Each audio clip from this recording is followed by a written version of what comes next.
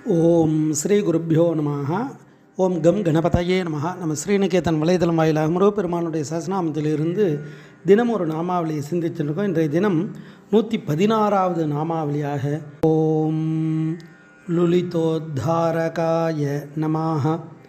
முருகப்பெருமான துக்கத்தினால் கலங்கியவர்களை கைதூக்கி விடுபவருக்கு நமஸ்காரம், காப்பாற்றுபவருக்கு நமஸ்காரம் அப்படின்னு வர்ணிக்கிறது. அதாவது உயிர்கள் இந்த மலமாயா கர்மங்களில் அகப்பட்டு பல துன்பங்களை ஏற்று திருப்பி திருப்பி ஜனனம் எடுத்துட்டுருக்கு. அப்போ அந்த ஜனனத்தால் வரக்கூடிய அந்த கஷ்டங்கள் துன்பங்கள் இதெல்லாம் போக்கக்கூடியவர், அதிலிருந்து நம்மளை காப்பாற்றுபவர் முருகப்பெருமான். அதனால தான் அவருக்கு பவரோக வைத்தியநாதன் பேர். பரமேஸ்வரனுக்கு வைத்தியநாதன் பேர். இவர் பவரோக வைத்தியநாதன், அந்த பிறப்புக்கு ஆதாரமான அந்த நோயையே போக்கக்கூடியவர் முருகப்பெருமான். திருவாசகத்தில் வர்ணிக்கிறாரே, பிறப்பருக்கும் பிஞ்சகன்றன் பெய்கடல்கள் வெல்க அப்படின்வார். அப்படி முருகப்பெருமான் குமார பரமேஸ்வரனாக இருந்து எப்பேற்பட்ட துன்பத்தில் இருக்கவாளையும் கரையேற்றுபவர். அம்பாளுடைய நாமத்தில் வரும் சம்சார பங்க நிர்மக்ன சமுத்தரண பண்டிதாயை நமஹா அப்படின்னு வரும். இந்த சம்சார சாகரம்ன்ற சேற்றில் திருப்பி திருப்பி அழுந்து விடாமல் நம்மளை கரையேற்றி விடக்கூடிய ஒரு குருவாக இருக்கக்கூடியவள் பராசக்தி. அது மாதிரி துன்பங்கள் வரும்பொழுது அதிலிருந்து நம்மளை விடுவிக்கக்கூடியவர். அந்த துன்பம் வருமா அப்படின்னா அதுதான் நமக்கு வினைன்னு பேர். அதுதான் நல்வினை தீவினை. அதன் பயனாகத்தான் பிறப்பு இந்த ஜீவனுக்கு கிடைக்கிறது.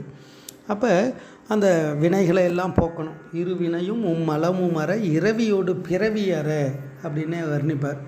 அப்படி அந்த இரண்டு வினைகளும் போகணும், திருப்பி திருப்பி ஜனனம் இல்லாமல் பெருவாழ்வு அடையணும், சிவஞான முக்தி அடையணும். இதெல்லாம் அடியார்கள் நமக்கு காட்டிய வழிகள். அப்படி ஒரு பிறப்பு ஏற்பட்டால் என்ன பண்ணுறது, அதை திருப்புகளில் கேட்குறாரு. பழனி திருப்புகளில் திமிர உதத்தி அணைய நரக ஜனன மதனில் விடுவாயேல், திருப்பி எனக்கு இந்த நரக ஜனனத்தில் திருப்பி பிறப்பு ஒன்று கொடுப்பாயேல், அது எப்படி இருக்கணும் அப்படின்னா செவிடு குருடு வடிவு குறைவு சிறிது மிடியும் அணுகாதே. காது கேட்காம கண்ணு தெரியாமல் வடிவத்தில் ஏதாவது குறையோடு அதோடு இல்லாமல் வறுமை சோம்பல் இதெல்லாம் இல்லாமல் அது மிடியும் அணுகாதே. அமரர் வடிவும் அதிக குலமும் அறிவு நிறையும் வரவே நின் அருளதருளி எனையும் மனதோடு அடிமை கொலவும் வரவேணும். ஏன்னா இந்த மனம் இருக்கு இல்லையா, அமரர் வடிவு, நல்ல அழகான சரீரம், நல்ல அதிக குலம்னா உயர்ந்த செயலை செய்யக்கூடிய பரம்பரை. குலம் அப்படின்றது செயலால் உயர்வை கொடுக்கக்கூடியது. அதனால தான் இட்டார் பெரியோர் இடாதார் இழிகுலத்தோர் அப்படின்னு சொல்கிறார். அப்போ அந்த அதிக குலமும் அறிவு நிறைய ஞானம் இதெல்லாம் இருக்கணும்.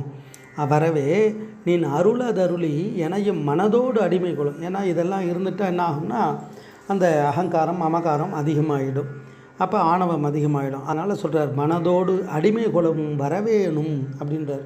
அப்படி முருகப்பெருமான் எப்பேற்பட்ட துக்கத்தில் இருந்தாலும் அந்த கலங்கியவர்களை கை தூக்கி விடுபவதற்கு துணையாக இருப்பவர். அதை தான் இந்த நாமாவளி தத்துவார்த்தமாக வர்ணிக்கிறது. ஓம் லுலிதோத்தாரகாய நமஹ. ஸ்ரீ குருப்பியோ நமஹ. ஓம் சும் சுப்பிரமணியாய நமஹ.